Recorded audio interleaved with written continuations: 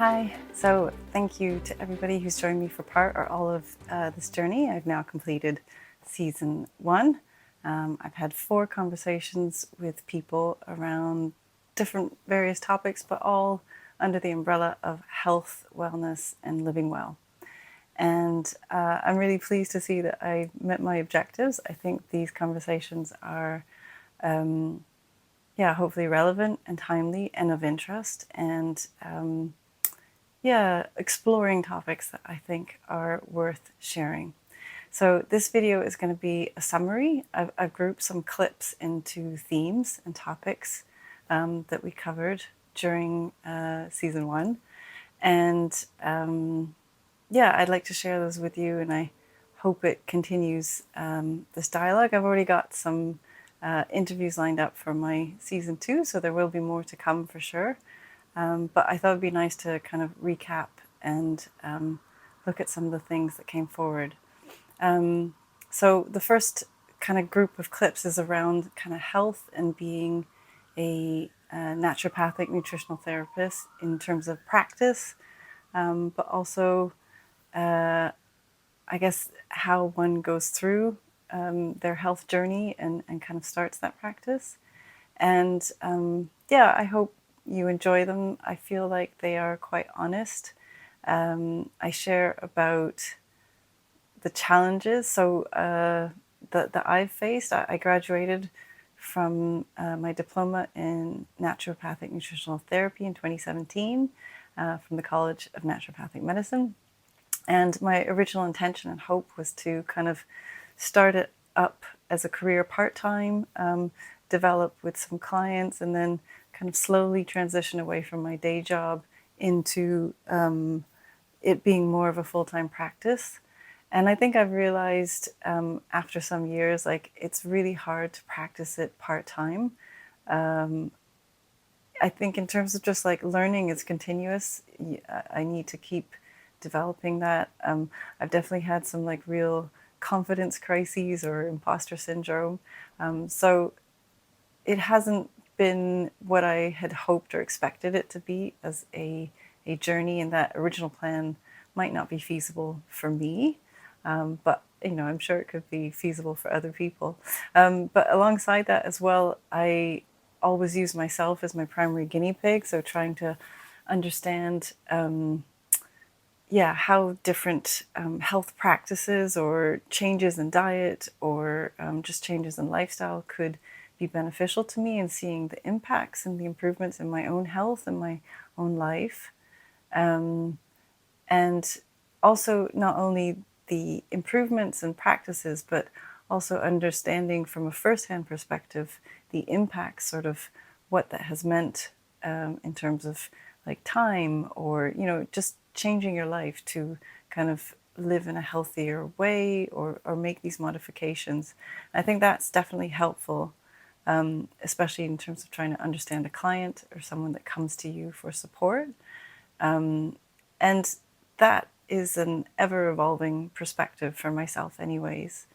The other part of my own personal journey that I've tried to share, and you'll see in some of these clips, is how I initially started, with a real passion for understanding health and wellness. But it's taken me quite a few years to sort of realize that behind that passion has been a lot of fear or anxiety for myself about getting ill or, suffering with disease and death. And I think that becomes part of the journey in itself, because that obviously falls under mental health. And I've been exploring that much more in the last, I would say, 4 or 5 years, to try and understand and work with my own fears and doubts. And I do mention that in some of the clips as well. I think I realized, while studying, it's great to be learning all these different ideas and understandings of health, but I started to develop this sense of perfection and putting myself on this like health pedestal, and anything outside of that feeling unsafe and unhealthy. And I'm really now trying to relax that attitude and see that you know, we are all just doing the best that we can, especially when someone comes to seek help. We have to have a wider lens, I guess, in trying to understand, you know, there's not just one sort of diet or one kind of formula for the road to recovery or wellness for everybody. It'll be different for everyone. So yeah, that's an ongoing reflection for myself, and trying to let go of that perfection in myself, and definitely just being more at ease, I think, with yeah, and just having less anxiety, and integrating. Trying to integrate all the parts of myself and constantly redefining what is healthy. So with that, I'll share with you the first few clips. Yeah, I when I was like seeing people for my own sort of clinic, I kind of said, even if you only do like 40% of what I suggest, that's amazing. And even that, I think, is quite high. It's a lot of changes and considerations that someone has to really spend time on and think about. I think where we've got used to medications, take the medications and it does that. But where we're trying to perhaps, you know, help clients with how they're eating, or perhaps reduce something or increase something else, you know, it takes a while for it to sort of, you know, for them to get round of what they've got to do and understand it, for them to go out and get the right food in the first place, and then they can actually incorporate it. So you've got 3 steps before you actually get to the end thing and actually eating the way that that person's asked you to do that. So it's all about managing that person's expectations that the food is not the magic pill. It will get you at the end. It will get you there at the end, but it's not going to be instant, unlike a medication, hopefully. Yeah. How much of a success rate did you find? Like, do you think 40% is accurate or hopeful or too optimistic? So I think where you were coming from with regards to your 40% was like, you know, here's my plan. If you do 40% of it, I mean, you know, I do see students' plans and they go on for blinking. They could go on for miles, let alone pages. It could go on for miles. Because we're just trying to fix that person in that one go because of the model that you're all, you know, you're all sort of going through. But no, for me, I tend to have around about an 80% success rate. That's great. I would say. Oh wow! But I've learned to rein it all in. Yeah. I've learned that I only give people, I give them maximum 6 things to do. Got it. And even then, they can choose 3 things, and they choose what they want to do. That's interesting. And then they have chosen what they want to do. It's not me dictating to them. Yeah. So yes, it's about setting those boundaries. Yeah, mine was usually like 10 to 12. Very much in the student style. Like I didn't really evolve from that. No. So yeah, that makes a lot of sense. Growing up with a traditional Western sort of food intake, yes, of course, I now know what I should and shouldn't be eating, but I am also real, which I do know that a lot of students sort of quite like, is I do know that there are times when I'm really busy and I do have a chocolate bar.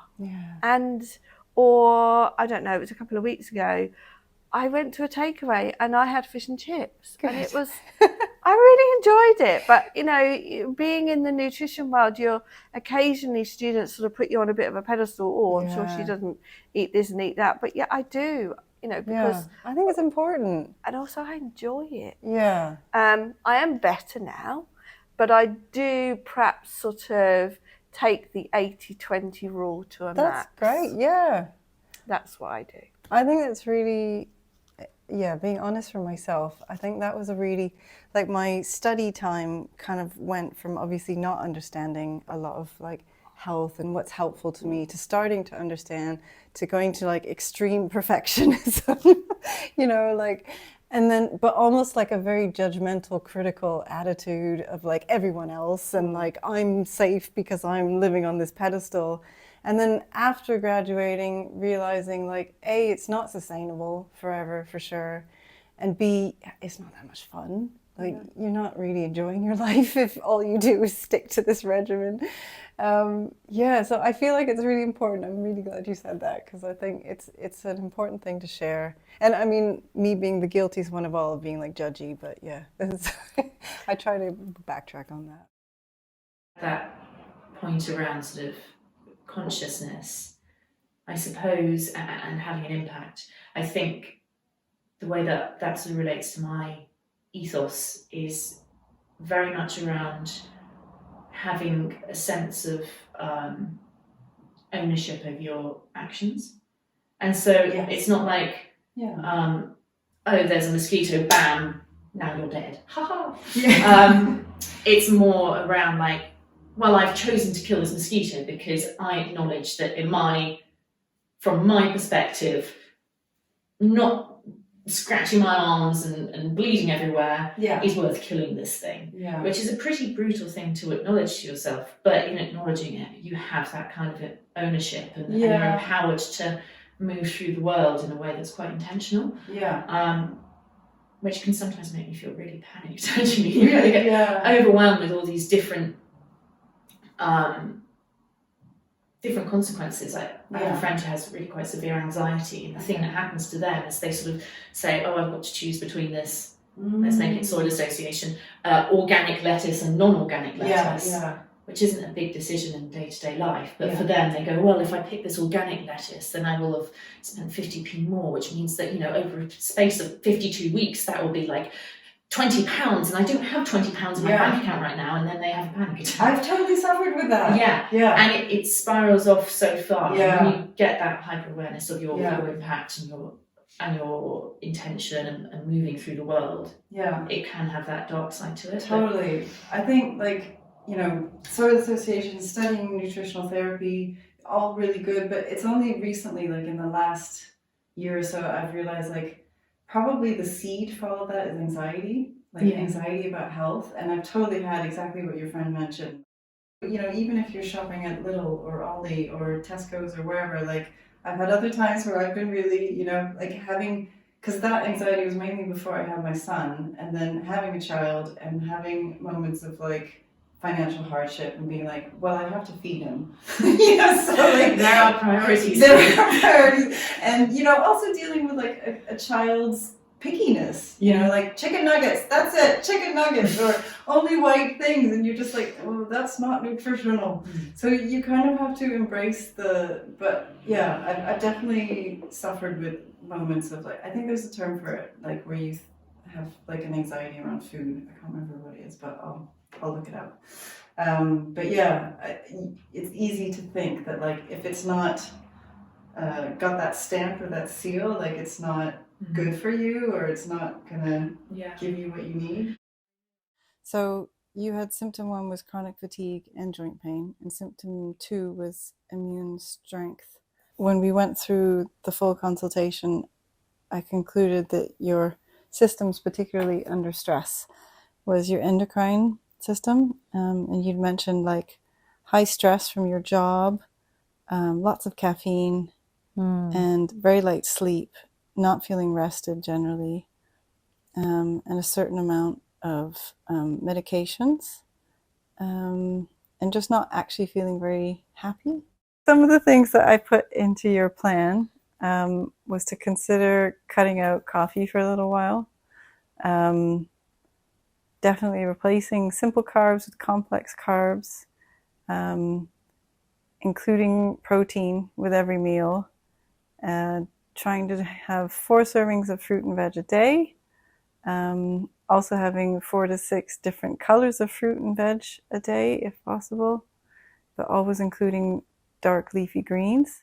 All of that happens now. Yeah. Okay. So let's talk about, how did it feel when you got the plan? Was it a bit much, overwhelming? But all of that is happening today.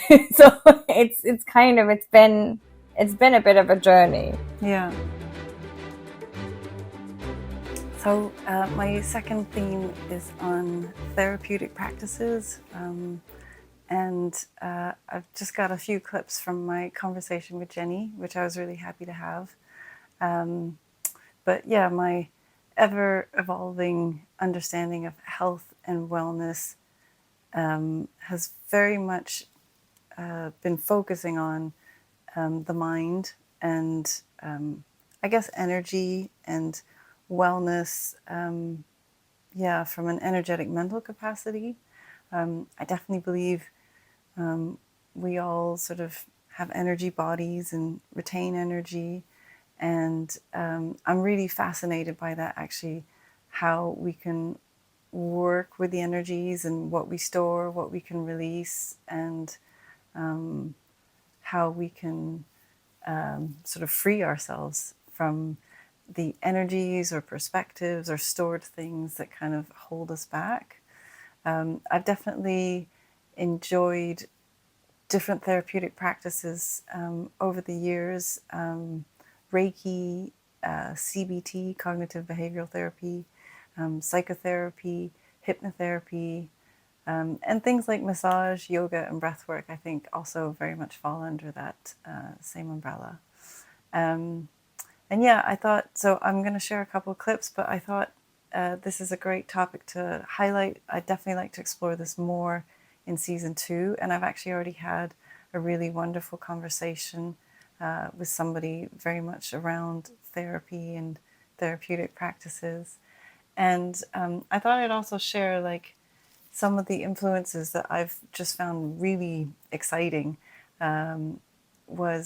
Initially there's a documentary called Heal, and I saw that on Netflix, but it might be available on other services. And a lot of the practitioners there, I was just fascinated with the way they approach things. Actually, one of the books I like to share is The Biology of Belief, and Dr. Bruce Lipton. He's in that documentary, and I think his thoughts are really fascinating on how essentially what we believe has an impact in how our cells sort of respond and show up in our environment and connects with our environment. Another great book actually is One Mind, and this is Dr. Larry Dossey, kind of talking about the connectivity between us all, which I think is also fascinating. And another just amazing, you can't get enough, well, I can't get enough, of Louise Hay. This is You Can Heal Your Life. My mum bought me this beautiful book when I was in my teens, and I don't think I ever really appreciated it until much later, but I'm so glad I've kept it. And it's been just a beautiful, loving presence. So definitely an area that I would love to explore more as we continue these conversations. Could you tell me a bit about the science around it? Like what is it doing when you're breathing in that way? Yes, so the science of controlled hyperventilation, which is what all of these practices are based on. All they're based on is hyperventilation, which just means you're overventilating. We're taking in way more oxygen, our carbon dioxide levels are lowering, and what our blood cells actually need for oxygen to be carried around the body, to the tissues, to the organs, to the brain, is carbon dioxide. So if we have less carbon dioxide, our oxygen can't bind towards the blood cells. So whilst we have loads of oxygen in our body, it can't actually bind to the cells. So it can't be taken to the brain as well. It can't be taken to the organs. So our O2 and CO2 levels in the blood, in our organs, are shifting. And as long as you're not working with a few conditions that I'm sure we'll chat about later, it's usually to a perfectly safe level. And it causes something called respiratory alkalosis, which is just, again, a change in acid and alkaline levels in the blood. And what that does to the brain, I'm not going to go into which parts because I feel like I always get them muddled up. It just lights up certain parts of the brain, usually things like the memory center, and it dampens down kind of like the ego, that monkey mind chat. So in a safe way, by altering our CO2 and O2 levels, we're changing how much oxygen is going to the brain, and that's just giving us that shift in response. And then what some people say that is scientifically proven. I don't think it is.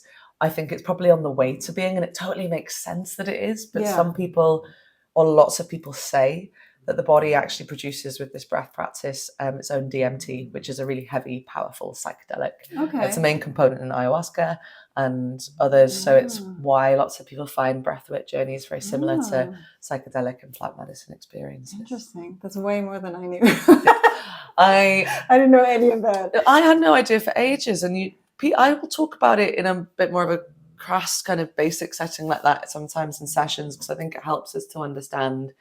Some people just go in spiritually. It's like we're shifting energy, we're clearing stagnant things, we're moving, we're shifting, and for me they're just tied in together. But it helps us, especially as Westerners, to feel safe, I think, understanding the science and to be able to let go and trust rather than just being like, some people find the weird like shifting energy. They're like, what the hell, I don't get it. And I think knowing the why can often get people leaning in a bit better. I mean, the more I do it, the more I'm blown away by the power of breath, because you just see more and more and more and more and more stuff happening. I mean, the trauma process is one of the biggest things, like the amount of people who I've been with and held through really big shifts, but the amount of people that have, like even last weekend, someone finished and they were crying for ages, and then they just looked at me and they just went, this was just perfect. It's just, I feel perfection. And it's just, I swear you just see the full range of like subtle. I had a group of 5 and one person was like, I just felt like Superman. I didn't get any emotional release, but I just feel so powerful in my body. And the more I breathed, the more I was like, I just feel incredible. And then the person next to them had this incredibly strong trauma release in the body and was just shaking for, but not just a little bit, like shaking for 45 minutes. I've watched energy release if I'll put my hands without touching them above someone's heart, and then all of a sudden it moves. Wow. You see the big stuff, you see the small stuff, you see the people that really are struggling to get into it. I facilitated with Tim Morrison, who's quite a well-renowned facilitator, and some of the stuff I saw in that space was insane. How deep people went, and what I had to sit with people with. So it's continually evolving, and it's continually like, it gives me more confidence the more I go, and the more trust of like holding people through, and also what the power of it is. Yeah, very exciting. But what breathwork can do that talk therapy often just can't, just get you out of your mind and into what's stored in the body. The body keeps the score. It's also a way of processing stuff for those who aren't ready to talk. So these next clips kind of are themed around the topic, it's a wide topic, of world, climate, impact, community, and connection generally. And I've got some clips from my conversation with Freya and Jenny and also Karen. And I think it's really important in terms of seeing ourselves within the world and the impact that we can have. I really believe it's so important to understand that my voice or my input matters. And actually that ties back really nicely to the clip with Ankita, and seeing that over time the suggestions and help I tried to support her with actually did have an impact and helped improve her well-being. And I think it's an important reminder to me that, the wider perspective of time, things aren't always immediate, but also cumulative benefits. I think that's a term I really try to focus on. It's, and much with like health and wellness, all of these suggestions or practices are little things that we can do every day, and maybe in that specific day it's not going to have a drastic impact or change on my health, but cumulatively across 5 years, 10 years, it does, and this contributes to wellness generally. So these clips, we're talking a bit about impact in terms of sort of like taking action or being on the front lines of change, but also through the lens of the Soil Association, And I love the Soil Association for many reasons. But in choosing to support them or choosing organic food, I think it's such a positive impact it can have by not only changing your health and having a beneficial impact on that, but the health of nature all around us and the climate in general as well. There's so many positive impacts. It's such a impactful decision to choose to eat organically where we can.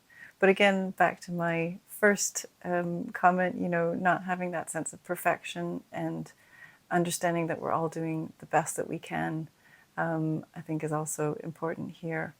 But there is a Buddhist understanding that victory for me cannot be in isolation. You know, we are all connected. So, you know, otherwise you can say kind of like a win-win as a philosophy, but I think it's beautiful to understand that I cannot win in isolation if it's at the expense of the environment or someone else. So it ties very closely, I think, to Soil Association ethos, where everything is connected and we're seeing how positive things can affect multiple different targets, I guess, essentially. And I think other than that, philosophically, I really believe everything matters. And again, cumulatively, every effort counts. Nothing is wasted in that sense. So yeah, I hope you can enjoy these next few clips. It's a really interesting thing around the labelling, because on the one hand, there's this slight sort of elitism associated with organic, which is something I know that the Soil Association is trying to sort of address, where it's kind of seen as this sort of premium product. And partly you're in this sort of traction circle where if there's so little support and if it's so expensive, it kind of stays in that bubble. But as soon as people realise that kind of organic is something that is climate action, and we build up that market share, then it can become more sort of financially self-sustaining and viable. And you were talking earlier about how you have an impact, and at points when you felt sort of disempowered about the climate. And the Soil Association is doing this really interesting thing where it's kind of got, I was going to say two-pronged, but it's more like sort of eight-pronged approach, where we can sort of talk to and sort of engage individuals. Because if people understand that idea of organic as climate action, then that's something that empowers you to have an impact on the climate. And that's really exciting for you, and it means that you can drive up that demand, because organic is something understood for what it should be understood as, which is a solution to the health, nature and climate crises, rather than like a thing that posh people do in Waitrose. I've had some really beautiful conversations, feedback and chats over the year about how much just getting that feel of community and openness and safe space has shifted people's perspective about what yoga is, about going on their wellness journey, about shifting stuff. And it just takes a person to do it. Like I've had people do it for me, where just by someone opening a door, it's given me a chance to really walk through it, and it's changed my life. And so I like to hope that I've just maybe been a door for a few people there. Nice, I'm sure. Yeah, I find that really interesting. I think I in my dabbles into yoga, I've come to understand like the physical, like your body doing, because I always said I'm not very bendy, I'm not very stretchy, and like it's not my thing. But then I've realized like it's actually more about the mind and like sitting with it, and then the emotional side, like you said, like sometimes the frustration or the difficulty that comes up is actually the purpose, and I guess tapping into that, or just having the mindfulness to connect with it. So I'm a bit slow, maybe late to the party, but like and the body is almost like, for me, the least of it, which we find really hard to unpack, especially in spaces where you're like, oh, that person's doing that thing and I can't do this and I can't. For me, me personally, it's about connection to body, tuning into what your body's giving you, shifting stuff that is in your body. It's just another modality of, I'd say at the end of every single class without fail, and it kind of ties into what you were saying. It's something that makes people like laugh, but I really seriously mean it. I'm like, have a beautiful day. I say all the chat about where to find me, and I'm like, be nice to yourself, please be nice to other people, and that's how we're going to change the world. And it sounds so ridiculous and cheesy, but I'm like, that when for me, we shouldn't just be here for this like self, which I think sometimes we can get. It's like, just if you go by those principles, like it's a very, very baseline. Just be kind to yourself, be kind to those around you. Yeah. And I really try and drill in, like, remember that, guys. Good. Don't, if I get so upset, and I've told people this before, when we do this class and everyone's all like, peace, love, and then I go downstairs and I see someone being really rude to the concierge. And I'm like, no, it's not just for your mat. This is practice, whatever we're showing up for, that is hopefully going to lead us out to be making a better footprint on the world outside here. Definitely. Yeah. No, I definitely believe in that principle. I think because it can be really overwhelming to look at like trying to fix the world. But obviously it starts in what you're doing, where you are, who you're with, and just showing up in, the best way we can. I see human rights and climate as being not the same thing, but very, very They're all related. connected, You have for sure. climate refugees now, and you have cases where there's some really interesting stuff around the law now. I'm not going to talk on it now because I'm not an expert, but around kind of how we look at holding people accountable for climate change. And quite a lot of that is done through the lens of the impact it has on people. Yes. Because we have a legal kind of framework and understanding that's about harms or rights associated with people. So if you look at that as a route into climate change, like, there's been climate change, a glacier has flooded a town, how do we address that? What's the effect on the people? It's not the fact that we've hurt nature. That's kind of quite often, I think, how it's sort of looked at. I might be wrong there. Well, you also, like you mentioned to me in your notes about faith in nature, putting nature on the board, and I looked that up. I thought it was so interesting. Yeah. And there was two things that stood out. Like there was that, and I thought it's such a wonderful, like they actually made the effort to get the legal, wording or contracts around having nature be an actual member of its board, which I thought was really outstanding. And basically saying, giving nature a vote, which I think is really cool. But the other one was also New Zealand, I think it was in 2017, passed a law to give nature the same rights, or it was maybe one particular river, but giving it the same rights as people, which I thought, that's such a big and exciting shift. Like, I definitely feel, I'm very much an optimist. I don't deny that. But I definitely feel like there is a changing of the tide that's kind of like, that's shifting awareness and perspectives, and I really want to, I didn't know about the New Zealand thing, I really want to look that up now, because the faith in nature point, nature on the board, it's not this kind of, they haven't put like a love fern in a chair in the boardroom, they've got they've got individuals representing nature. And the thing around sort of nature having the same rights, or a river having the same rights in New Zealand, is really interesting to me, because if you think about human rights and what does it mean to have human rights? It's about human rights and responsibilities is quite often what people will throw up, because if everybody disappeared right now and we just dropped you in the desert, it doesn't matter if you have a human right to shelter or to water or to asylum, because there's nobody to give it to you. True, So the idea of nature having rights, I love that idea as a concept, but I'm really interested in how the rights and the responsibilities piece kind of fits together, because at the end of the day, it's a different thing. It's not. Well, you can definitely argue that nature has a consciousness, but it's not a sort of I'm going to speak my mind now. It isn't a sort of human thing. I just to sort of add that point around sort of consciousness, I suppose, and having an impact. I think the way that sort of relates to my ethos is very much around having a sense of ownership of your actions. And so it's not like, oh, there's a mosquito, bam, now you're dead. Ha ha.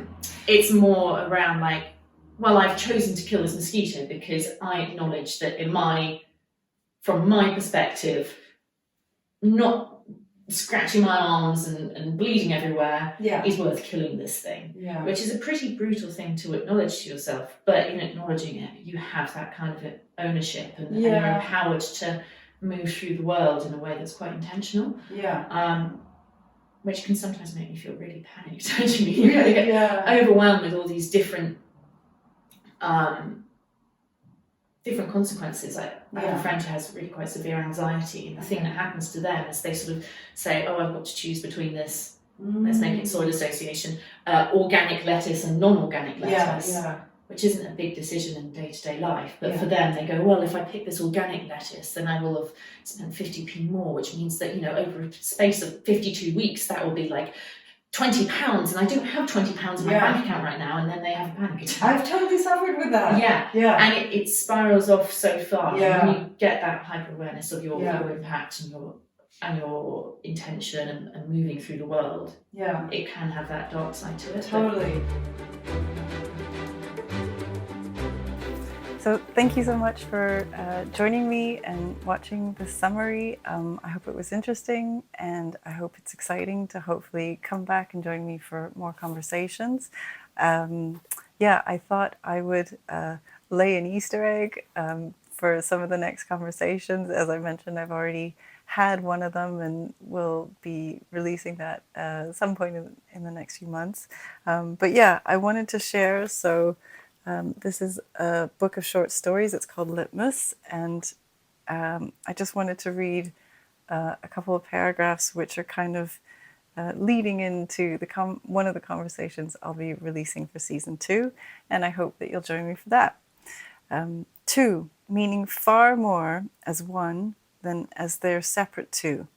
2, mattering far more together than apart. 2, as one to make sense of both, 2 and of one. I am a shadow, and there is no light to make me. There is a Buddhist concept, Esho Fumi. It translates as 2 but not 2, 1 but not 1. That's space-time, my love. That was us. And in time, because neither space nor time can ever part again, it is us still. Everything is moving. Everything is joined. It's all about perception.